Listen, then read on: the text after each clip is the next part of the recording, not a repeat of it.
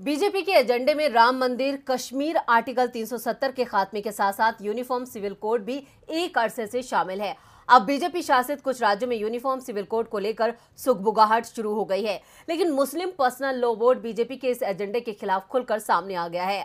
All India Muslim personal law board ने यह साफ कर दिया है कि मुसलमानों को देश में अपने मजहब के हिसाब से जीने का पूरा हक है। बीजेपी शासित राज्यों में जिस तरह से यूनिफॉर्म सिविल कोड को लागू करने की तैयारी की जा रही है, उस पर बोर्ड ने ऐतराज जताया है। यूनिफॉर्म सिविल कोड को लेकर क्या कहा मुस्लिम पर्सनल लॉ बोर्ड ने, देखते हैं इस रिपोर्ट में। देश में पिछले कुछ बरसों से किसी न किसी मुद्दे पर अल्पसंख्यकों को निशाने पर लिया जा रहा है। गौरक्षा, लव जिहाद, हिजाब, हलाल मीट और अजान के नाम पर विवाद खड़े कर मुस्लिमों को डराया जा रहा है।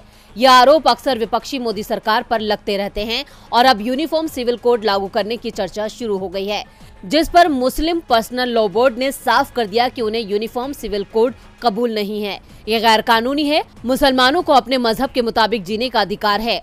All India Muslim personal law board ने मंगलवार को बयान जारी किया, जिसमें इसे असंवैधानिक और अल्पसंख्यक विरोधी बताया गया। साथ ही कहा गया है कि मुस्लिम इसे कबूल नहीं करेंगे। मुस्लिम पर्सनल लॉ बोर्ड के महासचिव खालिद सैफुल्लाह रहमानी ने कहा, संविधान मजहब के हिसाब से जीवन जीने की अनुमति देता है, इसे मौलिक अधिकारों में रखा गया है। रहमानी ने कहा कि समान नागरिक संहिता मुस्लिमों को कबूल नहीं है और सरकार ऐसा करने से बचे। उनका दावा है कि समान नागरिक संहिता की बात बढ़ती महंगाई, बेरोजगारी, गिरती अर्थव्यवस्था से लोगों का ध्यान भटकाने और नफरत फैलाने का एजेंडा है। All India Muslim personal law board का बयान हिमाचल प्रदेश के मुख्यमंत्री जयराम ठाकुर द्वारा यूसीसी को एक अच्छी अवधारणा के रूप में सराहे जाने के एक दिन बाद आया है और कहा कि उनकी सरकार इसे लागू करने के लिए तैयार है। वहीं उत्तराखंड के मुख्यमंत्री पुष्कर सिंह धामी ने भी कहा है कि जल्द ही यूसीसी का मसौदा तैयार करने के लिए एक उच्च स्तरीय समिति का गठन किया जाएगा और राज्य में सांप्रदायिक शांति को किसी भी कीमत पर बाधित नहीं होने दिया जाएगा। पिछले दिनों केंद्रीय गृह मंत्री अमित शाह ने कहा था कि बीजेपी शासित राज्यों में समान नागरिक संहिता कानून लागू किया जाएगा।